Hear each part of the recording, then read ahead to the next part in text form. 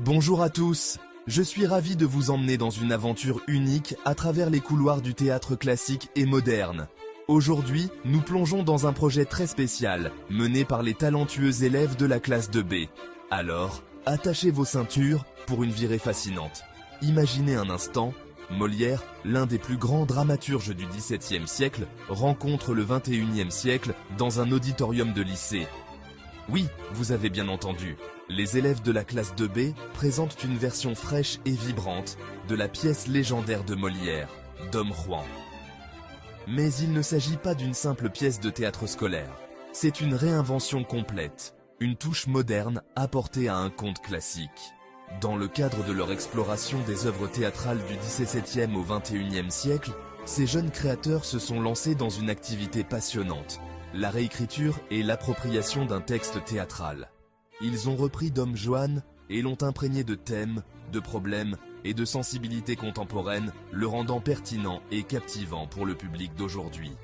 Et pourquoi est-ce important ? Eh bien, il ne s'agit pas seulement de comprendre Molière ou d'apprécier la littérature classique. Il s'agit de se connecter à ces thèmes de la nature humaine qui transcendent le temps, l'amour, la tromperie, le pouvoir et la morale. En transposant ces éléments dans un contexte moderne, les élèves n'apprennent pas seulement l'histoire, ils la vivent. Ils sont à la fois acteurs, écrivains, critiques et historiens.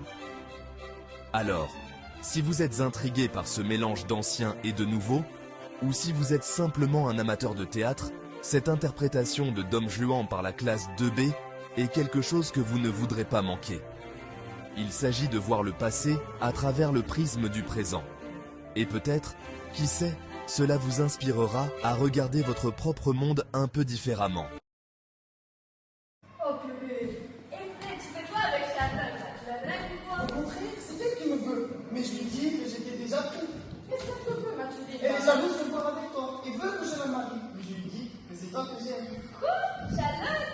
Peu importe ce qu'elle dira, ne l'écoute pas. Comment ça, Mathilde? Ne l'écoute pas et c'est vexé si tu dis dans le crâne. Est-ce que... Tu voudrais qu'on parte chercher une glace? Je voudrais... Elle est têtue.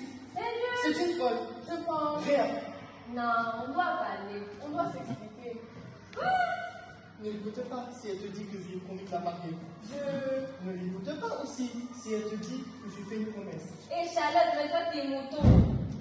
Arrête de faire ta jalouse, non? Il m'a tapé la première. Si t'as tapé la première, il m'a tapé la deuxième. Je t'avais dit quoi? Prie plutôt pour avoir des fringues plutôt des affaires des autres. Tu connais pas, mec. Elle est carrée dans ses délires.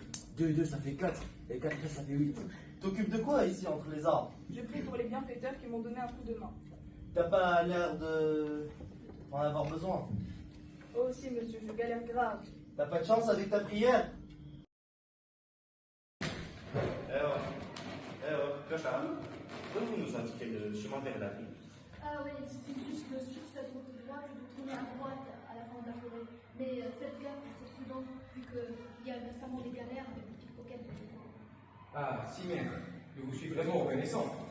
Ah, dites, si vous pouvez aussi faire du fric, ça m'aiderait énormément. Tout va venir.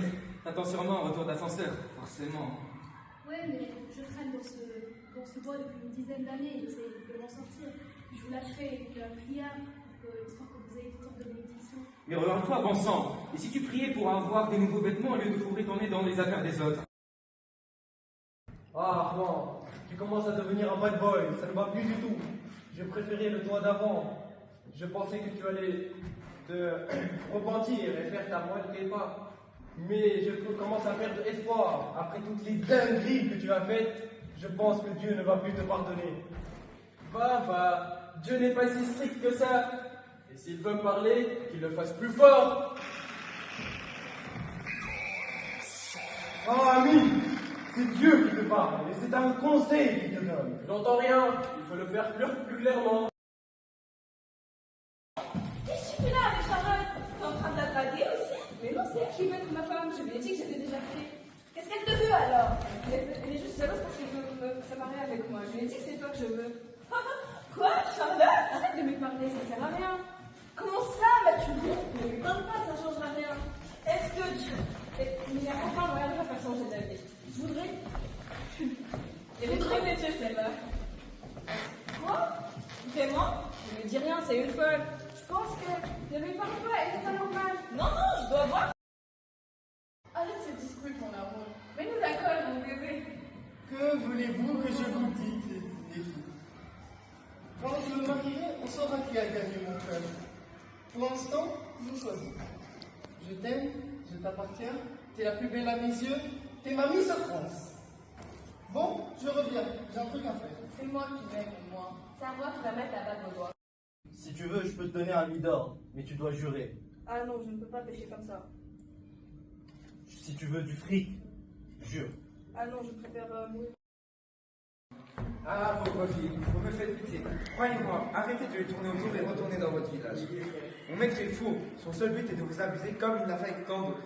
C'est un grand séducteur et c'est faux. Tout ce que je viens de dire est faux. Si une personne dit aussi du mal de monsieur, c'est faux. Il ne faut surtout pas la croire. Oui, ça doit être ça. Monsieur, je leur ai dit qu'il y a beaucoup de menteurs dans ce monde et que si une personne aussi du mal de vous, il ne faut surtout pas la croire. C'est d'accord. Monsieur est un homme de parole. Vous êtes trop naïfs et je suis désolée de vous voir dans cet état. Écoutez attentivement les deux. N'écoutez pas à tout ce qu'on vous raconte. Restez bien dans votre tête. Nous, ça n'arrive pas. Mon boss, c'est un gros cafard. Il veut que profiter de vous et il l'a déjà fait avec plein d'autres. C'est un gros charron, quoi. Et ce que je dis est faux. Et qui vous dira ça? Vous devez lui dire qu'il a menti. Mon boss, ce n'est pas du tout un charron. Il ne veut pas du tout profiter de vous. Et surtout, il l'a pas fait avec plein d'autres. Ah, le voilà, demandez-lui directement. Ouais, c'est bien. Monsieur, comme le monde est plein de rumeurs, j'étais en train de leur raconter et je leur expliquais que si quelqu'un disait du mal de toi, elle ne devait pas le croire. Et sans manquer de leur dire qu'il mytho. Mon boss est un gentleman. Don Juan, ta persistance à pécher t'emmènera en enfer. La miséricorde de Dieu que tu renvoies entraînera sa colère et son châtiment, et il te foudroiera. Oh mon Dieu, qu'est-ce que c'est que ça? Je crame, je crame.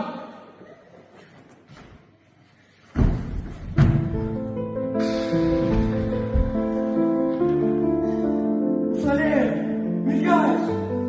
Oh non. Voilà maintenant chacun satisfait.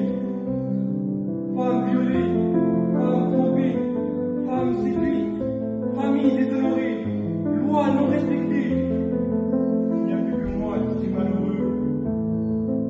Dégage, on salaire. C'est tout pour aujourd'hui. J'espère que cela a suscité votre intérêt pour les œuvres intemporelles de Molière et l'incroyable potentiel des jeunes esprits. Qui sait, ce n'est peut-être que le début d'une passion pour le théâtre qui durera toute une vie.